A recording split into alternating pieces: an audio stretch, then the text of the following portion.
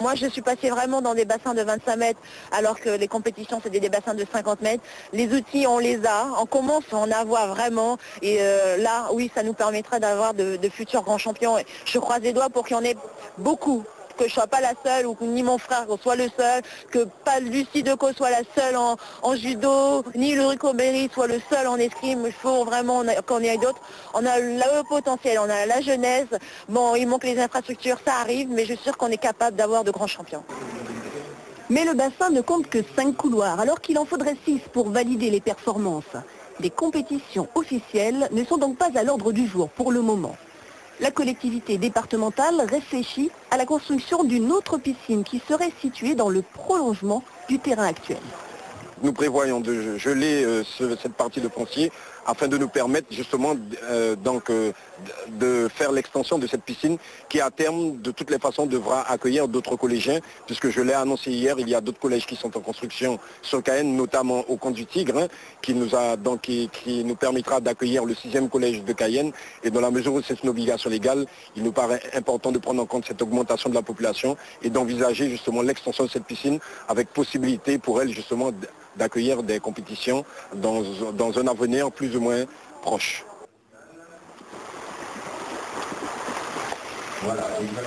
La soirée inaugurale se poursuit avec plusieurs démonstrations. Le public assiste d'abord à un relais avant le bouquet final présenté par le club de Malia Metella, l'USL Montjoly-Pacoucine. Un spectacle de natation synchronisée présenté par 6 jeunes nageuses sur une chorégraphie préparée par Nathalie Néron. Prélude à un spectacle qui sera présenté dans quelques mois.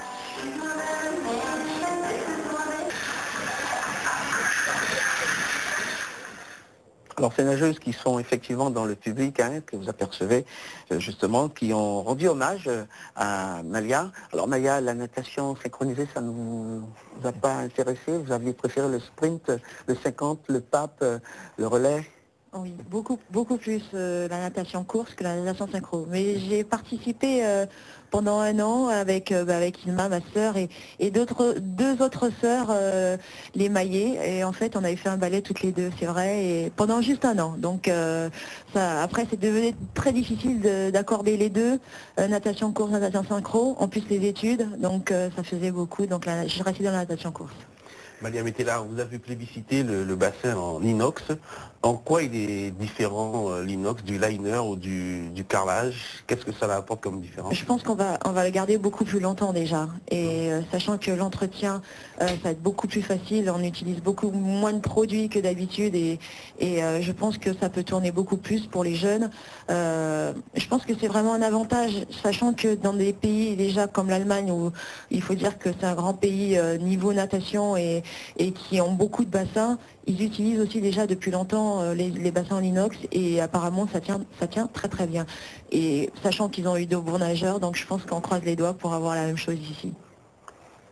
Oui, au niveau de la rapidité, puisqu'on sait que quand on est nageur, on parle souvent de rapidité au niveau des bassins. Est-ce que ça peut changer quelque chose, le fait que le bassin soit en inox ou pas? Non, ça ne change pas le travail à faire dans un bassin, pas du tout. Justement, en matière de travail, il seront des centaines de jeunes collégiens à venir dans ces 3 bassins. Il y a les nageurs de club également. Pour devenir la championne que vous êtes, c'est combien d'heures qu'il va falloir? Parce que peut-être qu'on peut venir patauger, on ne se rend pas compte. Mais... j'ai commencé à faire, faut dire, je nageais 11 à 12 fois dans la semaine, environ 5 heures sans compter par jour, sans compter la musculation qui peut aller jusqu'à 2 heures tous les 3 jours.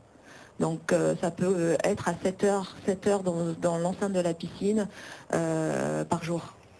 Alors on va revenir avec vous dans quelques instants. Malia, vous savez qu'il y avait beaucoup de monde qui était là pour vous honorer. Le monde sportif vous a applaudi et félicite tout ce que vous avez donné à la Guyane. Je vous propose d'entendre 2 réactions, celle de Myrto Mandé, le président du comité régional de natation en Guyane, et Sonia Francius, la directrice de la jeunesse des sports et de la cohésion sociale. D'abord, il est évident que dès lors qu'on inaugure un équipement sportif, c'est très bien, c'est une amélioration de l'outil de natation pour les sportifs, mais l'événement de ce jour, c'est le fait pour le Conseil général d'avoir choisi de faire porter par cette piscine départementale le nom de Malia Metella. C'est un triple événement. D'abord, ici en Guyane, l'ensemble des équipements sportifs portent le nom de personnes ayant servi politiquement. Et là, c'est un nom d'un athlète, d'un sportif de haut niveau. Et reconnaître le sport de haut niveau, c'est consacrer l'excellence sportive. Et ça, c'est très bien. C'est la première fois, effectivement, que le nom d'une femme sera porté par un équipement sportif. Et ça, c'est très important, parce que la Guyane a effectivement, dans le sport de haut niveau, produit un grand nombre de sportifs, dont des femmes. Actuellement, on a un quart des athlètes de haut niveau de Guyane sont des femmes. Donc c'est très important. Et puis en plus, ce sont les jeunes. Enfin, sous ma présidence, je suis heureux. Pourquoi? Parce qu'il y a plein de choses, plein d'événements qui se passent. Parfois les choses sont difficiles, mais j'ai comme principe de dire, et j'ai dit ça à Malia par rapport à son interview, les choses difficiles demandent du temps, les choses impossibles encore plus de temps. Et je vais terminer, qui s'arrête se trompe, qui ne sait pas s'arrêter se trompe. Pour moi, Malia s'est arrêtée au bon moment et c'est un très bel honneur pour tout ce qu'elle a fait pour notre sport. Et il ne faut pas oublier que la natation, c'est le sport le plus complet. C'est vrai que ce sport est complet, ça forme aussi. Hein. Vous avez parlé de plusieurs heures d'entraînement par jour. Aujourd'hui, vous tournez les doigts à la natation ou on dit que vous allez peut-être devenir journaliste particulièrement sportif et entraîneur, vous y avez pensé? Oui, j'y ai pensé, mais je ne veux pas du tout. Je ne veux pas entraîner. Je sais par où il faut passer et ça ne me dit pas du tout de devoir entraîner. Justement, Malia, vous resterez quand même dans le monde de la natation. Cette structure est magnifique.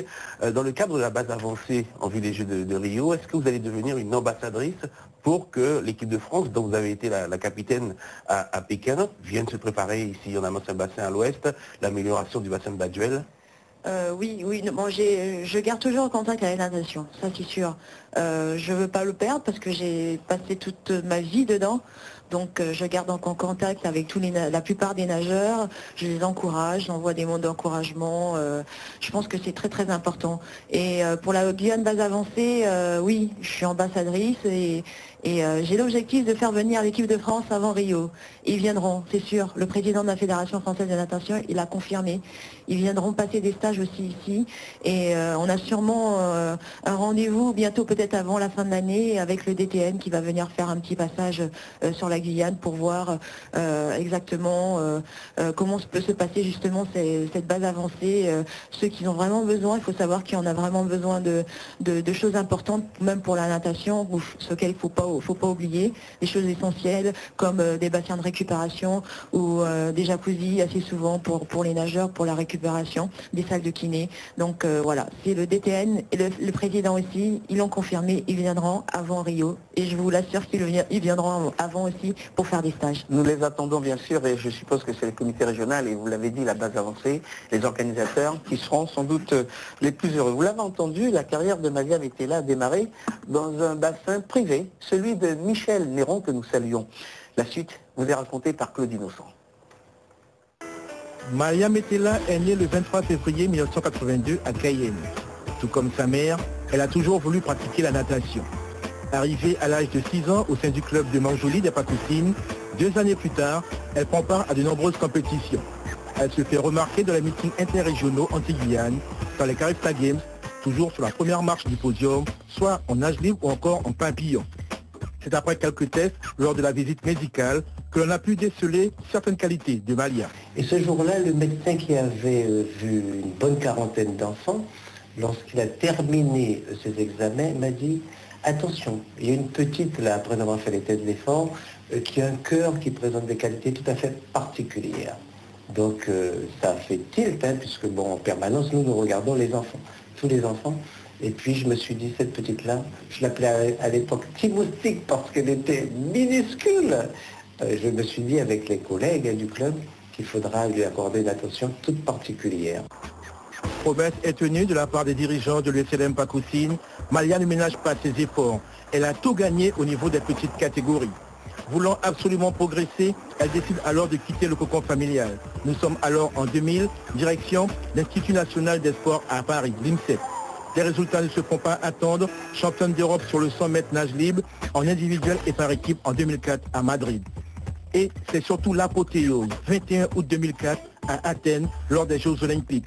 Malia, en pleine possession de ses moyens, peut espérer une médaille sur le 50 mètres nage libre. Et ce malgré la présence de la favorite, la néerlandaise Inge de Bruyne.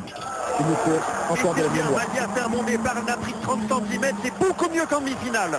Malia Metella qui est parti sur des bases rapides, un tout petit peu derrière, devant Inge de Bruyne qui est toujours devant. Inge de Bruyne, la néerlandaise, mais il y a Libby Lenton qui revient. Et Malia Metella qui se relâche maintenant pour faire son effort. Malia Metella et Thérèse Alchamar à la ligne d'eau, numéro 8. Attention, la photo finish pour l'arrivée et la victoire pour Inge de Bruyne, la deuxième place et le nouveau record de France pour Malia Metella. Super contente. Ma mère, elle est là, mon club est là, toute l'équipe de France est super contente. S'il vous plaît. Je suis super contente parce que j'avais vraiment envie de faire une médaille après cette 4e place dans son nage libre. Et pour moi c'était une course super dure à savoir gérer parce qu'il y avait Inge et l'américaine qui commençait à revenir et c'était génial quoi. Comment vous êtes-vous senti justement avant de prendre place sur le plot de départ avec toute cette foule extraordinaire ici? Comment vous êtes-vous senti? Vous n'aviez pas le cœur qui battait un petit peu plus que dans... Si, toujours, surtout avec une finale olympique. Et là, c'était vraiment plus dur.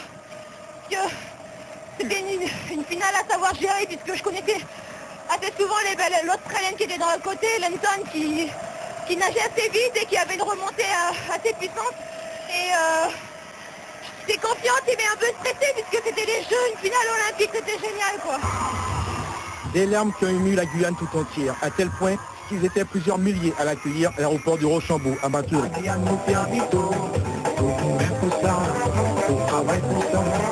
Je n'ai jamais vu pour un sportif normal, me direz-vous. C'est la première Guyanaise à obtenir une médaille olympique. Du jamais vu également un fidé pour Malia en plein mois d'août, alors qu'il n'y a même pas pour le carnaval traditionnel.